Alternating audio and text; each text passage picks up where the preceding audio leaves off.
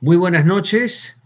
Tengo el gusto de presentar ahora a Meriam Qureshi, filósofa y dramaturga francesa, que es la creadora de la Noche de la Filosofía y que hemos tenido además el gusto de contar con su presencia en las 4 ocasiones que hemos organizado la Noche de la Filosofía en Lima. Meriam Qureshi nos dará hoy una conferencia con el título ¿Sueñan los bisones con humanos que tengan pieles? Los dejo con Meriam Qureshi. Buenas noches de Paris. À l'occasion de cette édition spéciale de la Noche de la Filosofía à Lima, je voudrais partager avec vous quelques réflexions venues d'Europe.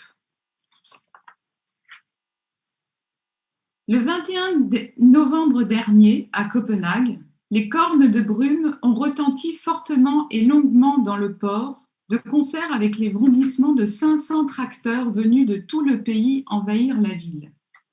Les agriculteurs et éleveurs danois avaient convergé de tout le pays pour manifester leur vigoureux désaccord avec certaines décisions prises par leur gouvernement.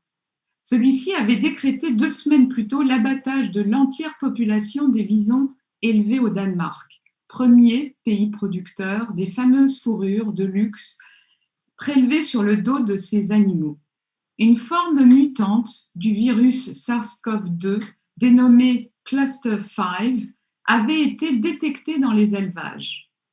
Le virus mutait et, en bonne zoonose, il allait continuer de briser la barrière interespèce pour repasser de l'homme à l'animal, se transmettre à nouveau aux humains.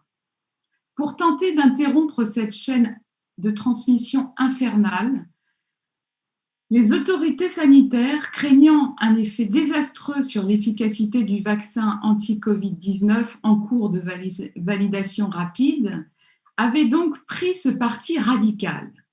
Le décret gouvernemental fut vite suivi des faits et, dans plus d'un millier de fermes, 17 millions de visons atteints par la maladie ou non furent abattus.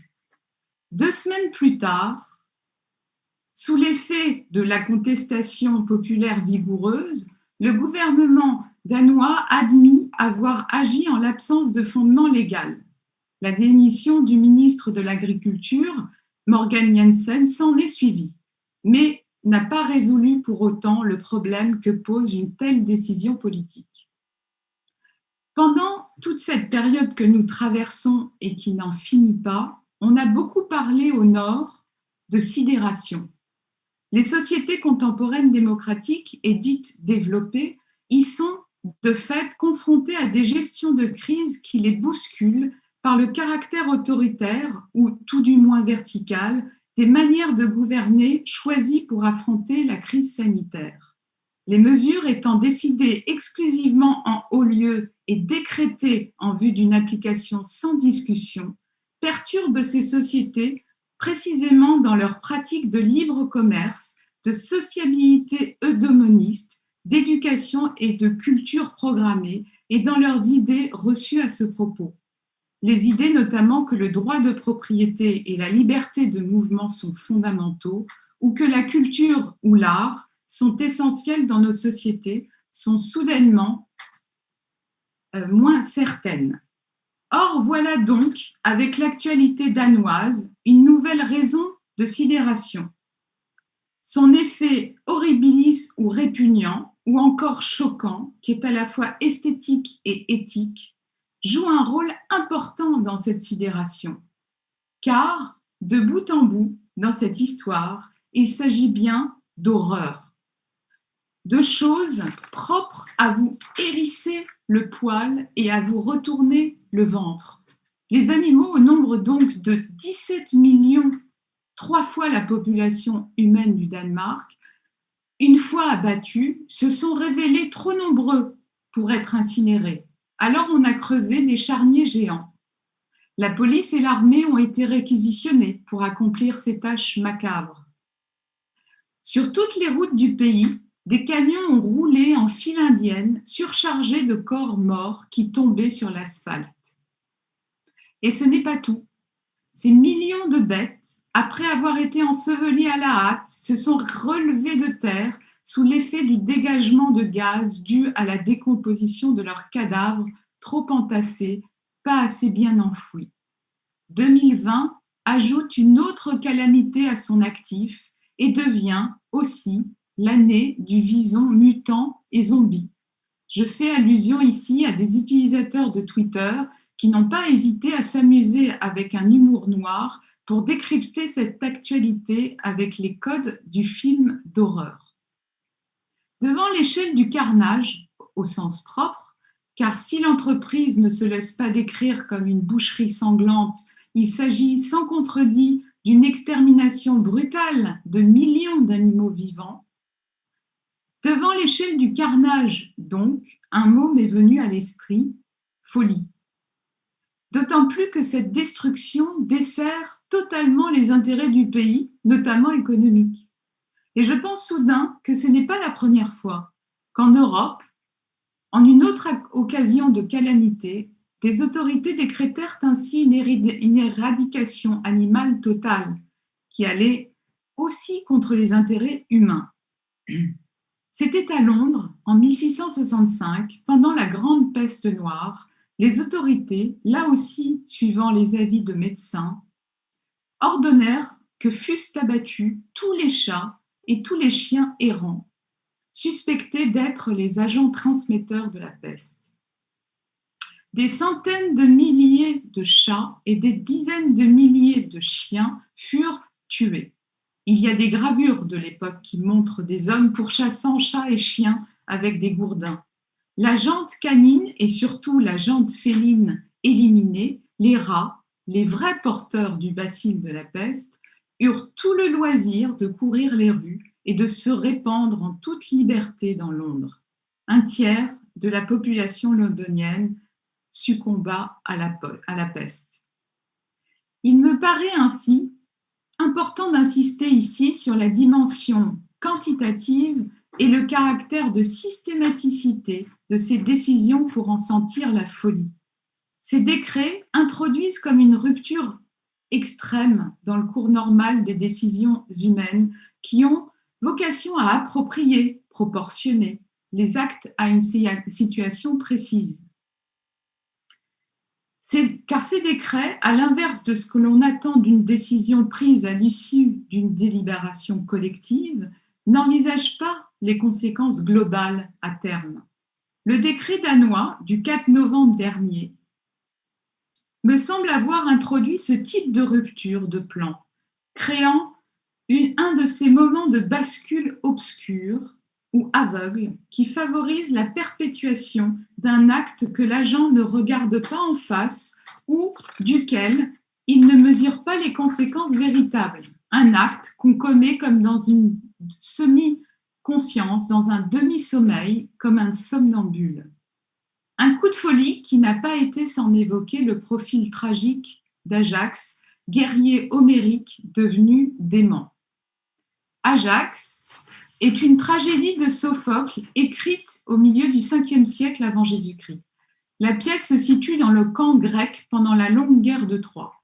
Ajax incarne le personnage du vaillant, aguerri et terrible guerrier grec, archaïque dans sa conception de la guerre et de l'honneur, couvert de gloire et donc de sang. La pièce dramatise la réaction d'Ajax face à une décision des chefs des armées qu'il pense contraire à l'honneur et qu'il récuse avec colère. Emporté par son désir de vengeance, il se décide à massacrer de nuit toute l'armée grecque. Mais Athéna, la déesse qui protège les Grecs, intervient et la fureur d'Ajax se détourne et s'abat sur le bétail. Toute la nuit, Ajax décime le cheptel des Grecs. Quand il reprend ses esprits, le spectacle de son carnage le désole profondément et le plonge dans une prostration irrémédiable. Le héros archaïque, après avoir été habité par la démesure de sa folie meurtrière, à laquelle il a cédé tout entier, constate son déshonneur et se suicide. Il me semble qu'ici, il faut nous demander si la folie tragique d'Ajax est folie parce qu'elle est meurtrière, et qu'elle prend pour cible des bêtes à cornes, incapables de se défendre, carnage inutile. Donc il me semble qu'ici, il faut nous demander si la folie tragique d'Ajax est folie parce qu'elle prend pour cible des bêtes, incapables de se défendre, carnage inutile, ou si elle doit être considérée comme une folie parce qu'elle est meurtrière, à l'origine d'un carnage, que celui-ci soit un carnage d'humains ou d'animaux. Ajax s'était lancé de nuit contre des guerriers endormis, donc désarmés. Ils auraient été par conséquent dans l'incapacité de se défendre, exactement comme les bêtes. Si l'on considère les choses sous cet angle, la folie sanctionne ou qualifie la démesure de l'objectif, ciblant toute l'armée grecque et sa déraison, qui se reconnaît à la disproportion entre l'acte meurtrier et la situation. Démesure et déraison, c'est ce qui identifie précisément le caractère archaïque du comportement d'Ajax. Quant à nous, près de 25 siècles plus tard, à première vue, il nous semble difficile de comprendre les raisons des anciens qui paraissent toujours mettre en avant la responsabilité des dieux dans leurs agissements tragiques. N'est-ce pas Athéna qui contrôle la folie meurtrière d'Ajax? N'est-ce pas elle la responsable? Cette responsabilité de la déesse éloignerait toute possibilité de tenter une concordance des temps et des récits entre le paradigme de la folie meurtrière d'Ajax et la décision sidérante du gouvernement danois d'abattre 17 millions de mammifères élevés en captivité. Mais peut-être devrions-nous, à l'inverse, nous concentrer sur ce qui relève de la responsabilité directe du héros. C'est Ajax qui agit. Il est en partie, du moins, à l'origine de l'impulsion de son acte. La déesse n'a fait que détourner le cours de sa fureur qui était déjà folie, la faisant s'abattre sur d'autres objets vivants grâce à un truc. Elle assaille son esprit de vision illusoire. Lui, massacrant le troupeau, se voit décimant les soldats et l'état-major des Atrides. Plus il repaît ses yeux de ces images fausses, plus il se leurre, s'enrage, s'enfonçant de plus en plus irrémédiablement dans le carnage géant. Athéna, certes, sauve les Grecs, ses protégés, mais plus profondément, peut-être, le coup d'Athéna sert à dessiller Ajax lui-même, et nous avec, en le sortant brutalement de sa logique infernale et archaïque de tout ce qui est dû à l'honneur. Si en effet il avait accompli son action tel qu'il le planifiait, il aurait massacré ses rivaux et n'en aurait conçu aucun remords puisque c'est ce qu'il considérait être dû à l'honneur. Mais voilà que le coup d'Athéna fait dévier le cours projeté de l'action et lui fait contempler ses propres actes avec une distance sans précédent. Revenu à lui, il reste là, abîmé dans son malheur, je cite, n'ayant ni mangé ni bu, sans mouvement, au milieu du bétail égorgé. Peut-être que la rumination entêtée des tracteurs et les appels solennels des cornes de brume à Copenhague en novembre 2020, ou les gaz putrides dégagés par les charniers à travers tout le pays au mois de novembre dernier, ont jeté l'actuel gouvernement danois dans un même état de prostration extra-lucide quant à la disproportion, à la hâte, à l'illégalité de la décision d'éradiquer toute une population animale.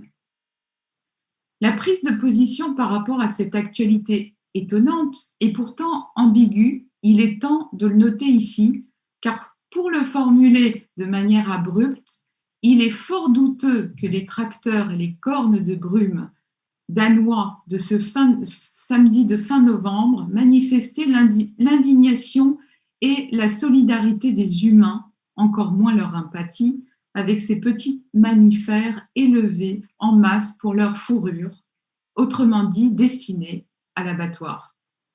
Ces petits mammifères n'étaient-ils pas de toute façon condamnés, quantité vivante négligeable? Qu'ils soient abattus un peu plus tôt ou un peu plus tard, sur le temps long ou tous en même temps, quelle différence? Ce n'est pas d'abord pour s'indigner de leur traitement, ni de leur souffrance, que les cornes de brume ont retenti et les moteurs de tracteurs ont vrombli des heures durant dans la capitale danoise.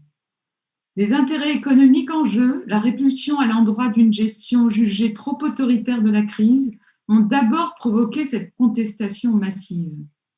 Mais cette péripétie remarquable de la pandémie en Europe offre une occasion parfaite pour s'interroger sur le caractère idéologique, linguistique et économique de la frontière érigée entre le genre humain d'un côté et toutes les autres espèces animales de l'autre. Sans sombrer dans l'anthropomorphisme, la question de ce qui se passe dans le cerveau des bêtes vouées en temps normal à l'abattage pour être mangées ou pour être dépossédées de leur peau ressurgit aiguë. La disqualification de cette question au nom du biais épistémique qu'introduit l'anthropomorphisme, dont il faut se méfier, et d'une lucidité vaccinée à l'égard d'une sensiblerie embarrassante, n'est pas recevable ici. Cette disqualification est motivée par un anthropocentrisme désormais vieilli qui se dissimule de nos jours car il ne peut plus se prévaloir d'arguments véritablement solides à l'heure de toutes les prises de conscience anthropocéniques et des mesures objectives de la gravité extrême de la crise climatique à laquelle la Terre est confrontée. L'esprit de méthode, qui vise notamment à identifier et éviter des biais dans les procédures de jugement, en vue justement d'établir des vérités factuelles ou objectives, recommande en réalité de varier les points de vue. Les travaux contemporains des éthologues nous aident à le faire, à nous y exercer. Par exemple, l'éthologue Fabienne Delfour n'hésite pas à défier la frontière linguistique qui inhibe les possibilités de se rapporter à l'animal comme un autre, en publiant en 2019 un livre au titre en apparence burlesque, mais au fond provocateur, je cite « Que pensent les dindes à Noël ?» L'autrice y propose l'expérience de pensée qui consiste à oser se mettre à la place de l'animal. Il s'agit d'envisager l'animal comme un individu, certes pas de la même espèce que nous, mais tout de même sujet de droit en son genre. En revanche, il ne s'agit pas d'envisager l'individu animal comme une personne, notion morale, où se niche précisément l'anthropomorphisme. Ce qui n'empêche nullement de considérer un animal très simplement, si l'on peut dire, comme un agent doué d'états mentaux et affectifs. Cette expérience de pensée est quotidiennement réalisée si l'on est en contact avec des animaux, notamment domestiques, qui sont des animaux sortis du lot, singularisés. Or, attention et empathie sont garanties pour un animal bien singularisé, par un nom, des comportements propres auxquels on s'est habitué, que l'on peut ainsi identifier. Pour l'animal sorti du lot, un double processus d'identification, identification d'un individu en tant qu'individu et identification affective avec cet individu devient possible, ce qui est impossible lorsque l'on considère des millions d'exemplaires anonymes d'une même espèce. Pourquoi ne pose-t-on pas davantage la question de savoir ce que ressentent et ce que perçoivent les animaux d'élevage dans leur environnement ? On a pu établir que certaines espèces partagent avec le genre humain des émotions spécifiques, comme le deuil. Ces études, ces observations ont été faites notamment par l'éthologue France de Waal chez les espèces dites proches de nous, comme les grands singes. Mais France de Waal lui-même insiste sur le fait que ces études montrent une très grande proximité des comportements sociaux entre les grands singes et les humains et servent à contrario à prendre la mesure de l'anthropocentrisme invétéré du regard humain et de ses effets. Cette réflexion est une invitation de fait à décentrer le regard et à se disposer mentalement à saisir davantage les ressemblances que les différences, saisir ou envisager ces ressemblances comme étant plus riches en enseignement pour nous les humains, pour éclairer nos comportements sociaux, que l'insistance sur les différences. Il s'agit de décentrer le regard et de modifier l'approche logique de notre perception des autres espèces animales, notamment en inversant la relation d'ordre de la comparaison entre les humains et les animaux. Pour percevoir différences et similitudes, on ramène généralement l'animal à l'humain, dans cet ordre, comme si l'humain était la norme.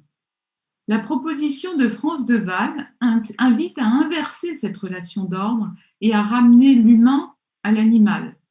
Si généralement on ignore la proximité affective entre animaux et humains, cette ignorance est le fruit non seulement d'un désintérêt, trop occupé que nous sommes de nous-mêmes, mais aussi d'un déni. Cette affaire des visons danois, pendant la pandémie, dévoile une hypertrophie et un déni. C'est pour insister sur cette idée que France de Waal a forgé un néologisme, invitant à reconsidérer nos réflexes de pensée par rapport au spectre de l'anthropomorphisme, l'anthropodénie. Ne pas voir nos similitudes avec les animaux est une forme d'anthropodénie. Il s'agit donc ici, à l'occasion de cet épisode particulièrement marquant d'un massacre en masse d'animaux en Europe à la fin de l'année 2020, d'identifier ce que véhicule d'impensé la crainte de faire de l'anthropomorphisme, renforcée par une sorte d'injonction morale déguisée de choisir son camp, le camp des humains. Il faut montrer sa solidarité, sa fraternité humaine. Il ne faut pas faire montre en dernier ressort une attitude séparatiste par rapport à l'espèce humaine. De fait, il semble naturel de se trouver davantage d'affinité et de communauté d'intérêt avec les autres humains, même si très vite l'on s'aperçoit que l'étendue de cette communauté est sujette à de grandes variations et qu'il n'y a rien d'évident à se sentir frères ou sœurs en humanité en général. Mais c'est le cadre même imposé par la vie en société et soutenu par une vision philosophique rationaliste qui charrie cette image universaliste de l'humanité, car pour reprendre la formule de Spinoza, rien de plus utile à l'homme que l'homme. Comme un écho lointain à cette tradition humaniste en sciences politiques qui insiste sur la rationalité, avoir une distinction réelle entre les humains ayant la raison en commun et le reste du règne animal, on voit aujourd'hui le président de la République française argumenter pour la suspension d'un engagement écologique résolu et offensif. Il adopte aujourd'hui une position qui, de fait, fait réfléchir en raison de son caractère abrupt et de la difficulté qu'il y a à la remettre définitivement en question, tant elle s'appuie en réalité sur une longue tradition en théorie politique. Le président français déclarait ainsi dans une interview en novembre dernier, je cite, « Je l'ai déjà dit, je ne suis pas pour un droit de la nature qui serait supérieur aux droits de l'homme. » Fin de citation. Ces propos, étonnamment décomplexés, résonnent en réalité d'une très longue habitude de pensée anthropocentrique. Si donc on a assez peu d'éléments sur la proximité affective entre la dinde et l'humain, ou sur les possibilités d'imitation affective entre les visons et l'humain, il semblerait en tout cas que la raison en est que l'on a plus souvent la première dans son assiette et le second sur le dos, ou tout du moins dans son esprit l'image du vison identifiée à un manteau de fourrure, lui-même porteur de valeurs et de paradigmes sociaux plus ou moins tenaces. Réussite, un vison ça coûte cher. Tradition patriarcale, avoir un vison réalise l'aspiration sociale de témoigner visiblement de sa réussite matérielle, de la réussite matérielle du mari et de l'importance sociale de la famille. Transmission, le manteau de vison, de la femme, mère, grand-mère qui se transmet de génération en génération. Mais enfin, si l'on s'attarde et si on décentre le regard, comment refuser de reconnaître des capacités cognitives, même minimales, aux bêtes d'élevage ? Comme le fait valoir Spinoza, toutes les choses sont animées, quoiqu'à à des degrés divers. Ceci invite à une expérience de pensée très particulière si on reconnaît à chaque animal une animation propre, c'est-à-dire un esprit propre, singulier. La littérature peut donner des perspectives à la pensée. La littérature d'anticipation, pour le sujet qui nous occupe, peut nourrir utilement la réflexion et encourager les expériences de pensée et leur donner des prolongements théoriques et pratiques. Pour conclure mon propos, je vais expliquer le sens du titre que j'ai choisi pour évoquer les méditations causées par la pandémie actuelle, qui me paraît donc mettre à nu les impensés de notre rapport aux autres formes de vie animale. Cette affaire des visons danois a d'abord évoqué le besoin d'inverser les points de vue entre l'humain et l'animal. Et j'ai alors pensé à la nouvelle de Philip K. Dick, auteur américain, intitulée « Les androïdes rêvent-ils de moutons électriques ?»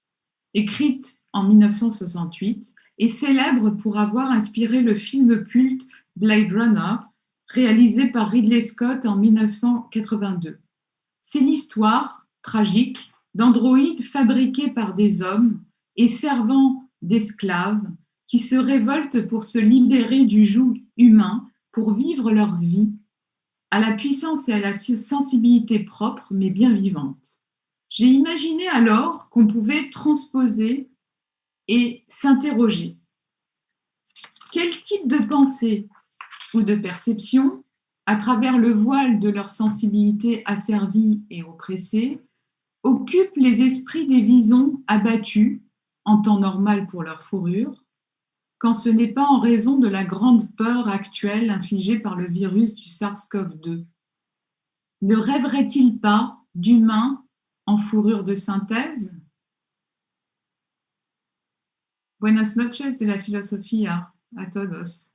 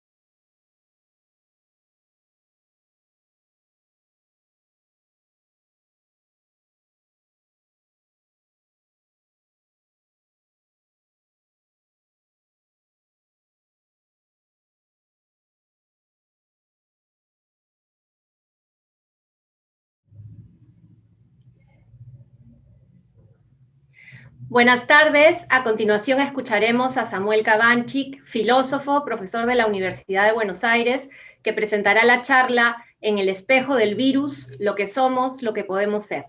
Le doy la palabra al profesor Cabanchik. Muchas gracias, Bárbara. Comienzo por agradecer al profesor Miguel Justi por tan gentil invitación para compartir este espacio con ustedes, para poder estar comunicados a la distancia como estamos ahora. Diría que estoy feliz por este encuentro. Al mismo tiempo, no podemos dejar de registrar la ambigüedad de los sentimientos que uno puede tener en estas circunstancias. Me gustaría estar allí con ustedes y no aquí a la distancia.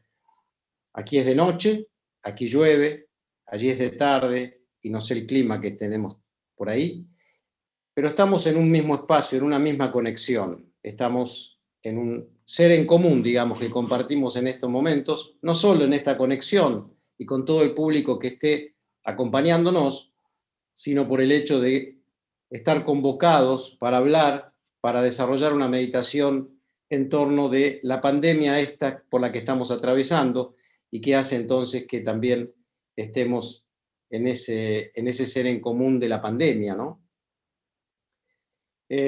Yo comenzaré leyéndoles un poema, que es un poema que escribí cuando comenzó la cuarentena aquí en Argentina, hace ya poquito más de un año.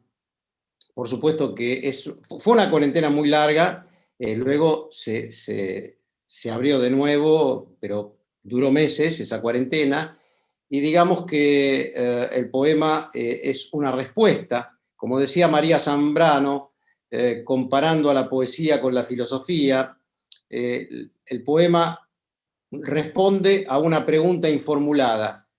La filosofía pregunta, una pregunta que en última instancia quizás sea una pregunta que siempre permanezca abierta, digamos. Pero en cualquier caso, por un registro o el otro, lo que tenemos es un testimonio de nuestra apertura al mundo. Hay una palabra que hizo fortuna en la filosofía de la mano de Martin Heidegger, la palabra alemana Stimmung, que traducimos habitualmente por temple de ánimo. Somos ese tipo de ser, los seres humanos, que podemos estar permanentemente recuperando ese temple de ánimo, ese estado de abierto con el que nos hemos conectado con el mundo, aún sin sernos conscientes de esa alternativa, cuando pasamos a ser, en nuestro nacimiento, un viviente no hablante a un viviente hablante. Por ejemplo, alguien que surge, que nace y que luego es convocado a formar parte de un ser en común. El poema se llama El aplazamiento y tengo entendido que ustedes lo tienen ante ustedes para leerlo a la medida que yo lo voy a su vez leyendo, probablemente debajo de mi imagen o arriba de mi imagen, no sé, en el Facebook, en el sector de comentarios. Como digo, el aplazamiento en tiempos de coronavirus. El aire está cansado, lo habita un color de presencias secuestradas, distancias medidas al sesgo de una interrogación, lentitud deshabitada de casas y calles en fuga. La ciudad es una ausencia que murmura la vida en los balcones. Las rutinas de la luz no ceden su afán animal. Al natural se cumple el destino de otros ritmos, frenéticos, imperceptibles. Una forma secreta proyecta su noche sobre nuestras espaldas sin alas. El cielo se quedó sin cielo. Nada que decir en el país de las cosas últimas. La muerte es un cero que se cuenta en cada fila. Escondidos, pero desnudos en nuestras máscaras uniformadas, fuimos llamados. Sin fastos, sin ceremonias, sin despedidas. Hasta aquí el poema. Y es en el poema la voz poética objetiva, ese temple de ánimo que, y el nombre del poema lo indica así, categorizo, digamos, conceptualizo como aplazamiento. Y entonces voy a hablar del aplazamiento, pero para poder desarrollar con mayor profundidad dentro de la concisión inevitable que vamos a tener hoy, repongamos algo de aquella tradición dentro de la cual Martin Heidegger desarrolló su idea de Stimmung como esa sensibilidad, ese temple de ánimo que se ubica en la apertura del mundo, de nuestro ser en el mundo.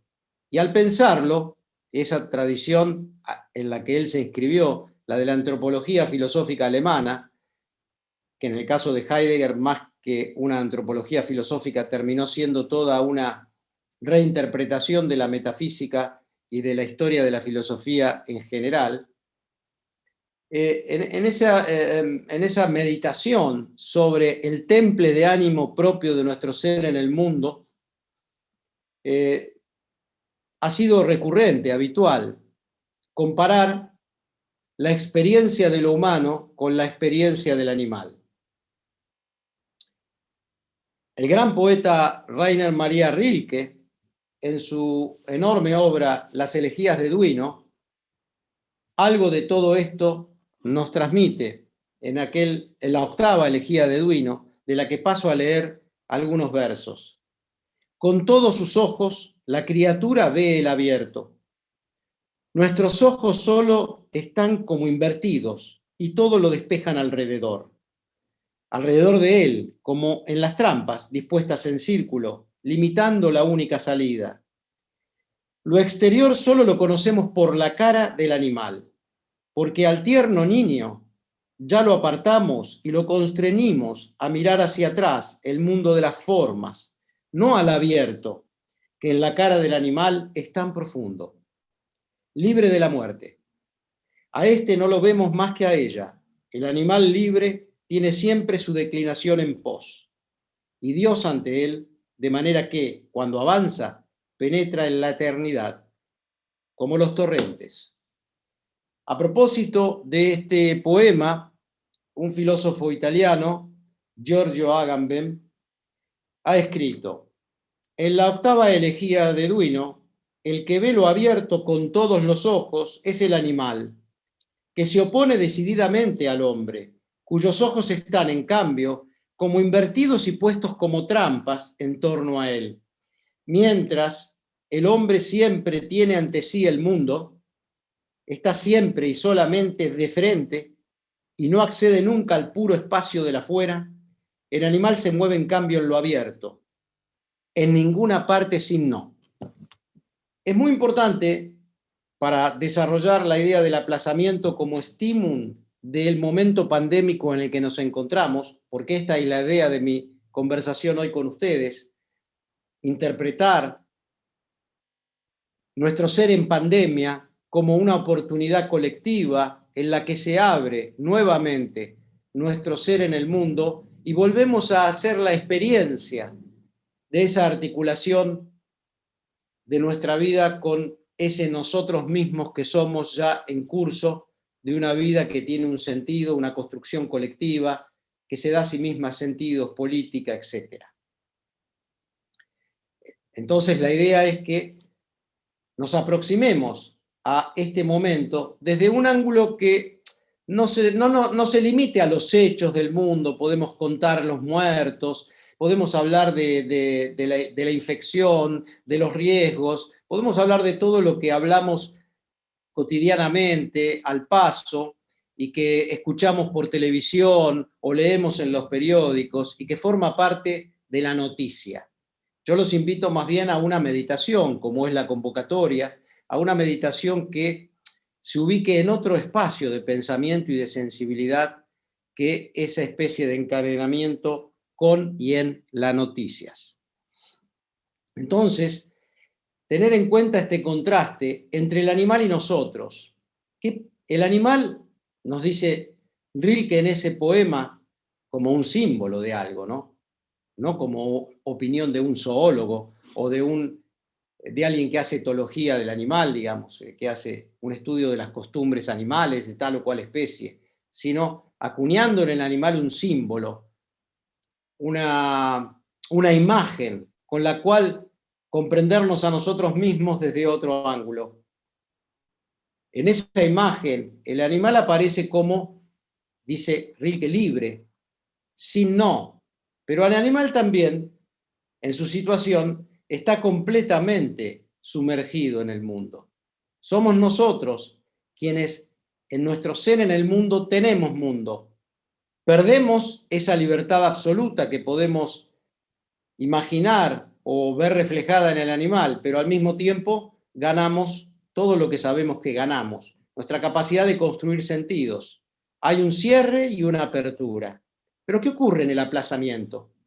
¿Cuál es el sentido que le podemos dar al aplazamiento como estímulo de lo humano, pero también el aplazamiento como estímulo de la pandemia, de este ser en el mundo en que nos encontramos hoy?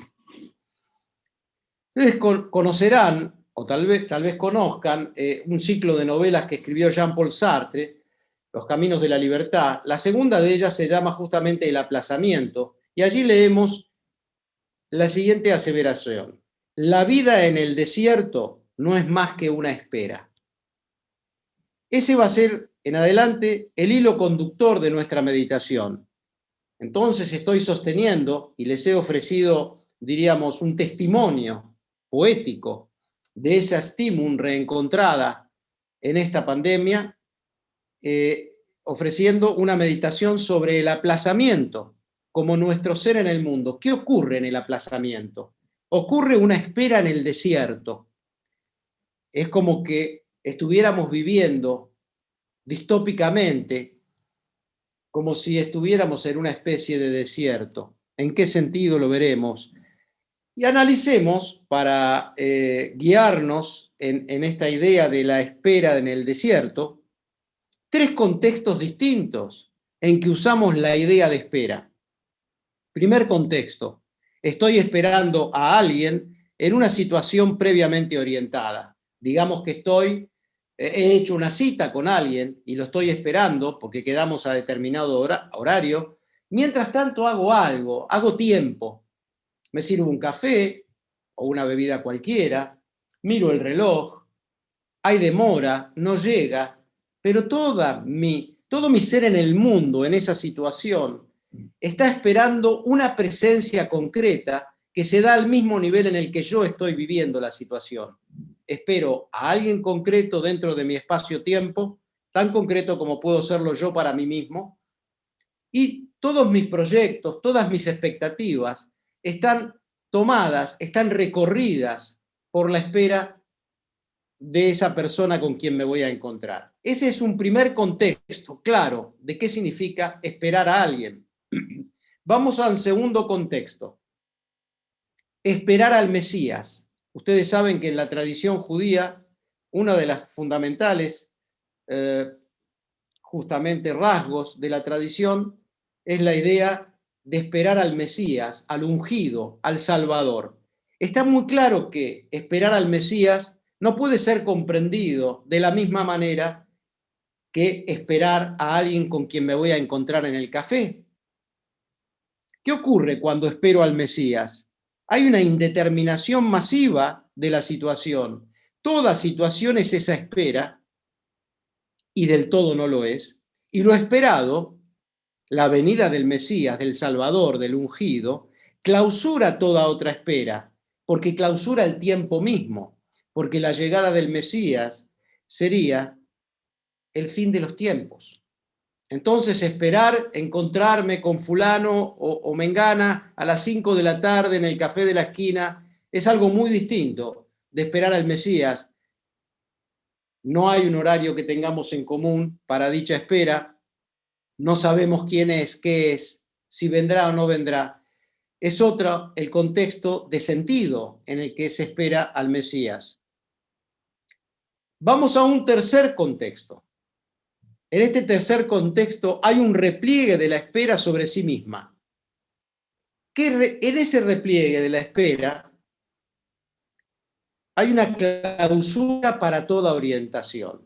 En el primer contexto, tengo una espera orientada. En el segundo contexto, aun cuando masivamente esa espera no orienta ninguna cosa en particular, porque cada quien sigue haciendo lo suyo mientras espera al Mesías, hay una heterogeneidad entre la espera del Mesías y lo que vamos cursando en la vida concreta que vivimos.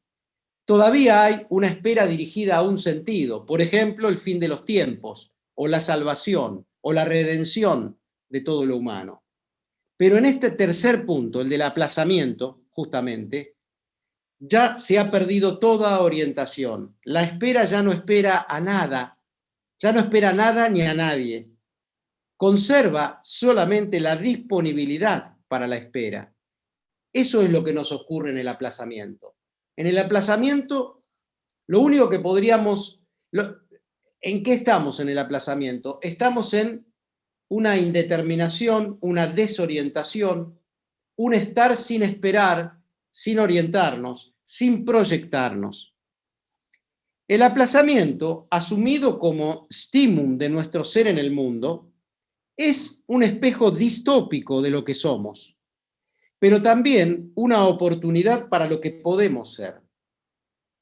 Y eso que podemos ser es una exigencia y un desafío. Se trataría de reorientar la vida colectiva y política hacia el umbral en el que siempre estamos naciendo o muriendo.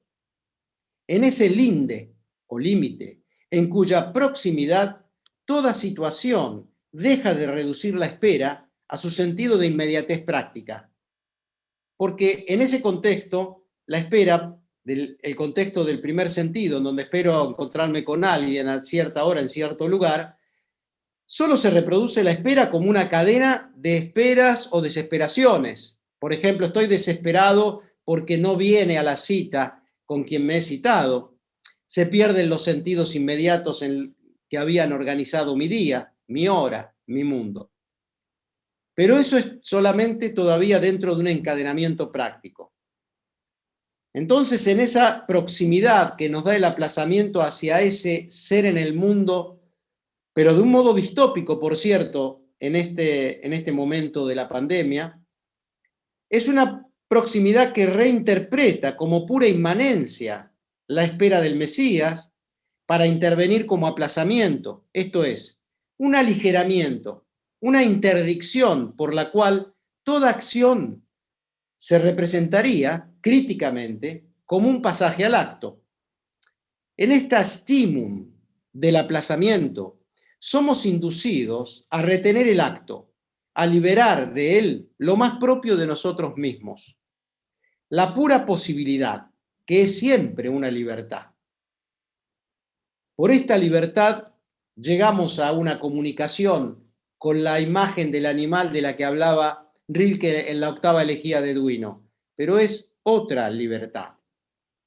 Esa libertad en el desierto, que es la espera que no espera ni desespera, es la oportunidad de lo único que podemos hacer en el desierto. Lo único que podemos hacer en el desierto es sobrevivir, pero atravesándolo como si nos paseáramos por él. Recorrer nuestra propia vida como si entráramos en y saliéramos de ella, sin que haya verdadera entrada y salida, como no la hay en el desierto. Ser beduinos de nuestra propia vida, por así decir. Quienes habitan en el desierto son los beduinos. Claro que los beduinos tienen rutas, caminos, saben encontrar agua, organizan su vida en el desierto, viven en comunidad aunque estén aislados los unos de los otros. Ser beduinos de nuestra propia vida es recuperar de alguna manera nuestro ser en el mundo como algo virgen, como un espacio de libertad. Esa exigencia, ese desafío, es la exigencia y el desafío a partir del cual en esta meditación podemos reencontrarnos a nosotros mismos en medio de la pandemia. No quiere decir que no estemos deseosos incluso de volver al contexto 1, en donde espero a alguien para encontrarme en el café a las 5 de la tarde, o poder seguir esperando el Mesías, la salvación, el fin de los tiempos, pero también la redención de nuestra vida en la tierra. Y más profundamente aún que eso, si se me permite cierto gesto de irrespetuosidad tal vez para con la tradición, el aplazamiento. Aprender del aplazamiento que siempre estamos habitando en algún sentido, como beduinos en la vida, habitamos en un desierto, en donde tenemos que reinventarnos a nosotros mismos, compartir esa estímum de la que estamos hablando. Y Borges lo ha dicho muy bien en un poema que se llama, Jorge Luis Borges, ¿verdad? En un poema que se llama Fragmentos de un Evangelio Apócrifo, en el libro El Elogio de la Sombra. De ese poema extraigo estos versos, estas líneas, con las que voy a finalizar mi exposición de hoy. Nada se edifica sobre la piedra, todo sobre la arena.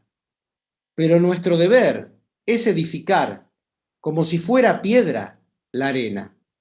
He ahí la convocatoria a recuperar en el aplazamiento al que nos ha obligado a nuestro ser en el mundo esta pandemia, en donde ni ya esperamos algo concreto, sí, esperamos que termine, pero no tenemos que esperar solo eso. Tenemos que permitir alojarnos nuevamente en ese desierto donde ese horizonte de libertad nuevamente sea posible para las construcciones de sentido colectivas. Digo como los beduinos, o como Borges nos indica, construir no sobre piedra, no nuevamente casas, edificios, cuevas, guaridas, protecciones, inmunidad frente al peligro, frente a los demás, que como en el poema que leí al comienzo, se aparecen como una amenaza porque contagian, etcétera, etcétera. No edificar entonces lo humano sobre la piedra, sino sobre la arena. Pero edificar, y este dice el poema de Borges, es nuestro deber. Esta es la exigencia, también el desafío. Edificar como si la piedra, como si fuera piedra la arena. Es decir, tomar el desierto como una oportunidad para construir nuevos sentidos. No porque vayamos a liberarnos de futuras posibles pandemias o porque haya un antes y un después en el modo de vivir lo humano con una pandemia. Recordemos que en la historia de la humanidad hemos tenido otras epidemias tremendas, como la llamada gripe española, que mató a más de 50 millones de personas, 60 millones de personas. Hay algo nuevo que encontrar en esta pandemia, pero es también lo de siempre, nuestro ser en el mundo, nuestra estimum compartida en el ser en común, esta que hoy pienso como aplazamiento, nuestro ser en la vida como si fuéramos beduinos de nuestra vida, libres, habitantes de un desierto, que con lo poco hacen todo, que construyen sobre la arena como construyendo sobre piedra. Muchas gracias. Muchas gracias al profesor Cabanchik. Quédense conectados porque en breves momentos escucharemos a la psicoanalista Adela Escardó, que nos hablará de el alivio de compartir en épocas de pandemia y otras verdades.